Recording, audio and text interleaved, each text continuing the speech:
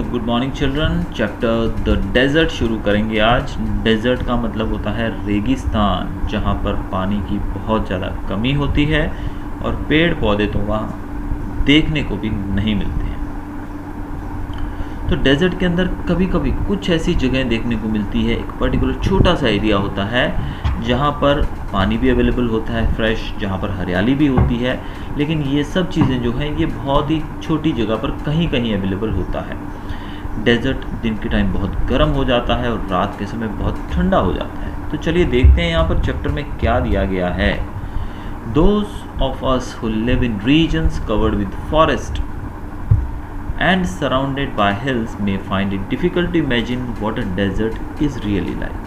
यानी कि हम लोग जो डेजर्ट से दूर रहते हैं, कहने का मतलब कि हम हरी भरी जगहें या फिर पहाड़ी इलाकों में रहते हैं, तो हम ये कल्पना भी नहीं कर सकते हैं कि डेजर्ट कैसा दिखता होगा। The popular belief is that it is an endless stretch of sand where no rain falls and therefore no vegetation grows।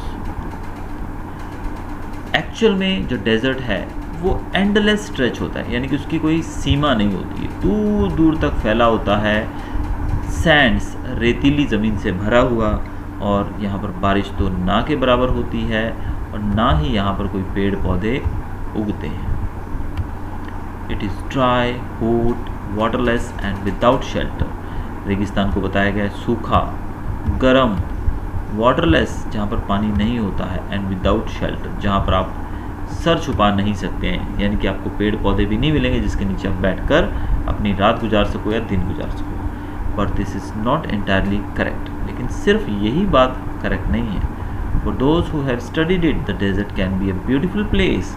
It is the home of a variety of people, animals and plants that have learn to live under very hot and dry conditions.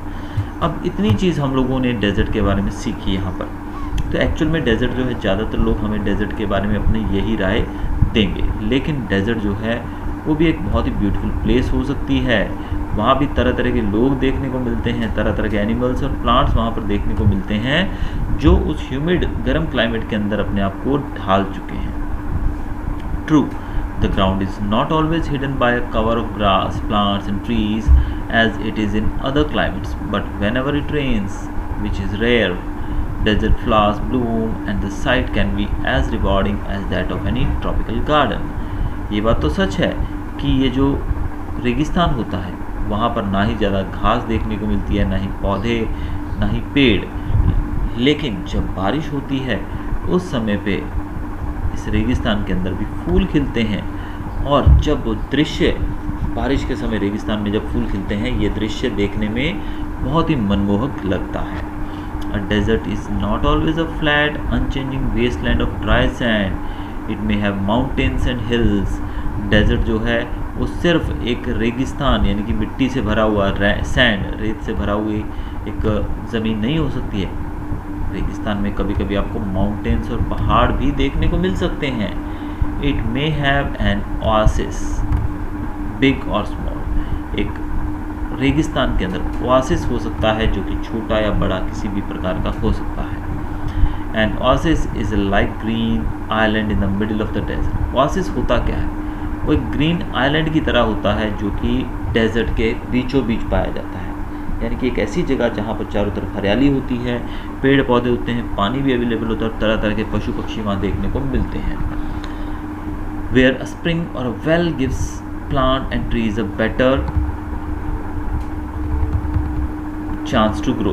तो ये oasis जो होता है वहाँ पर पेड़ पौधे जो हैं उनको उगने के लिए सपोर्ट मिल सके, इसके लिए वहाँ पर स्प्रिंग्स यानी कि झरने हो सकते हैं, यानी कि जहाँ से पानी निकलता है, इस तरह का पॉन्ड्स हो सकते हैं।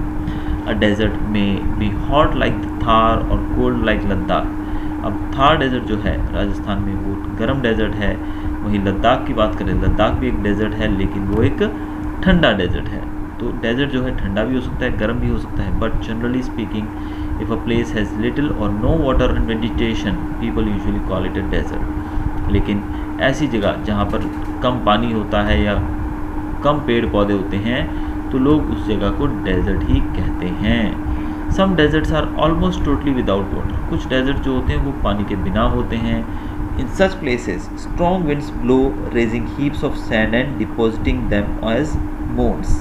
अब ऐसी जगह जहाँ पर पानी की बहुत ही कमी है, ना है पानी, ना के बराबर है, वहाँ पर तेज़ हवाएं चलती हैं और जो रेतीले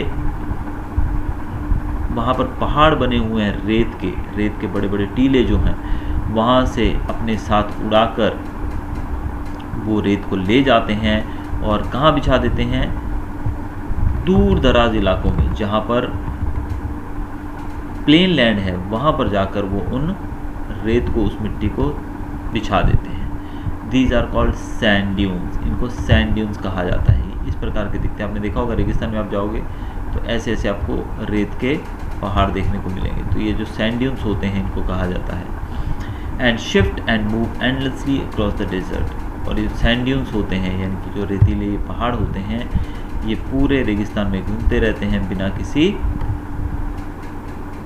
रुकावट के, यानी कि इनको रोकने वाला कोई पेड़ नहीं होता है वहाँ पर, ना ही कोई पानी का कुछ स्रोत होता है जो कि बढ़ते हुए डेजर्ट को रोक सके। बस होता है तो वहाँ पर वेरी फ्यू प्लांट्स, बहुत ही गिने चुने प्लांट्स होते हैं जो कि इस सूखे और इस रेतीले माहौल में जीवित रह सके। बहुत गिने चुने पेड़ पौधे वहाँ देखने को मिलते हैं। All living things need water in order to survive. The few plants and animals that live in desert have developed the ability to require less water than most plants and animals. अब जितने भी प्राणी जो हैं उनको रहने के लिए, जीवित रहने के लिए पानी तो चाहिए ही, लेकिन कुछ प्लांट्स और एनिमल्स ऐसे हैं जो डेजर्ट में रह सकते हैं और इनको काफ़ी कम पानी चाहिए होता है ज़्यादातर एनिमल्स और प्लांट्स से। यानी कि ऐसे भी बहुत सारे प्राणी हैं, पशु पक्षी हैं, बहुत सारे प्लांट्स हैं जो कि कम बारिश में या फिर जब बारिश नहीं होती है तो ऐसे में भी वो जीवित रह सकते हैं। The camel, popularly known as the ship of the desert. Camel, ऊँट के बारे में आपने सुना ही होगा, जिसको कहा जाता है शिप ऑफ द डेजर्ट, यानी कि रेगिस्तान का जहाज़ कहा जाता है इसको।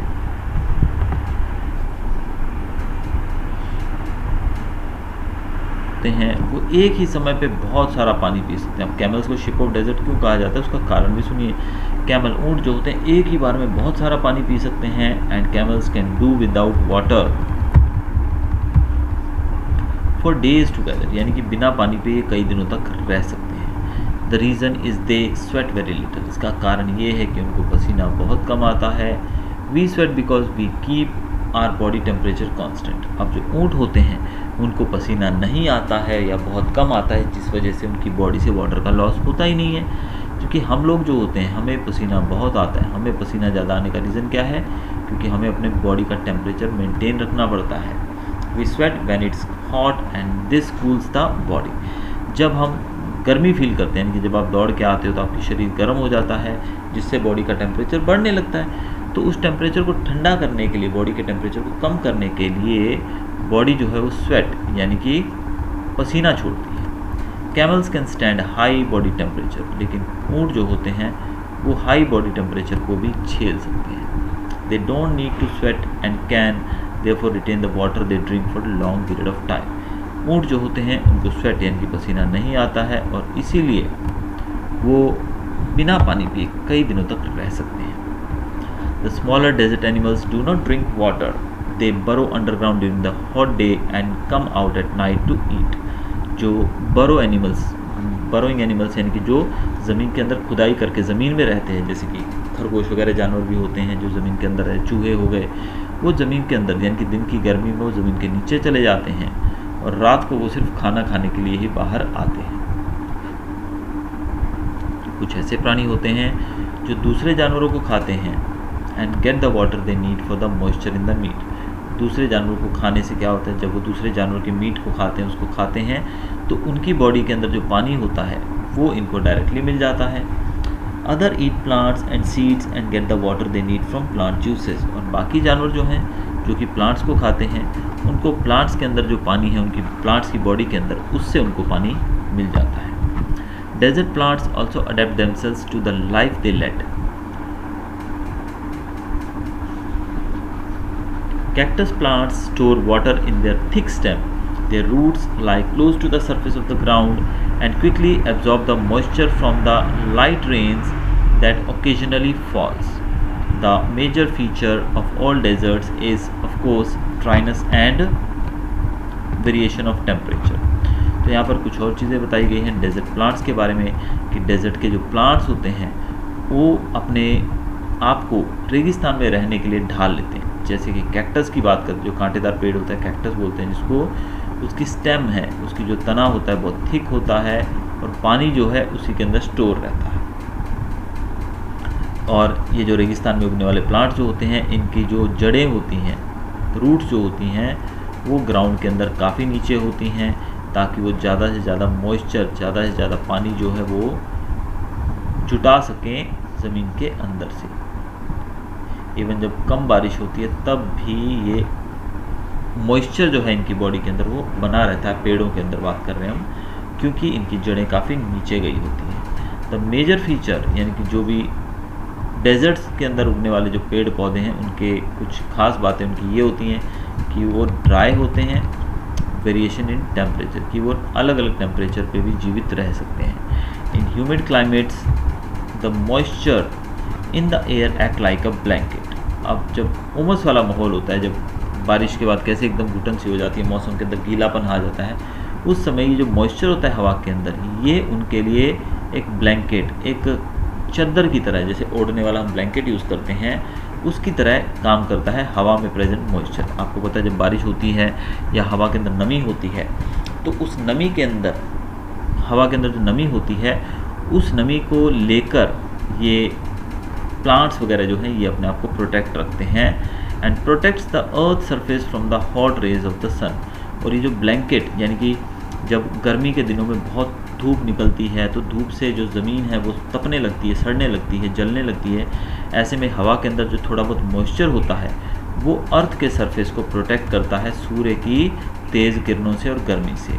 The absence of this blanket in desert lands causes the desert to heat up rapidly during the day and to cool off rapidly at night. लेकिन कुछ जगहों पे, यानी कि हर जगह पर तो आपको पता है कि एयर के अंदर मॉइस्चर नहीं होता है, जिस कारण से डेजर्ट लैंड जो होते हैं जहाँ पर ये अवेलेबल नहीं है ऐसी हवा मॉइस्चर वाली, तो ऐसी जगहों पे डेजर्ट जो है वो बहुत जल्दी गर्म होते हैं दिन के समय में, और शाम होते ही बहुत जल्दी ठंडे हो जाते हैं। Deserts are an important part of nature's plan. They are like the dense forest and deep oceans just because they are hot and dry. One should not look upon them as useless parts of the earth.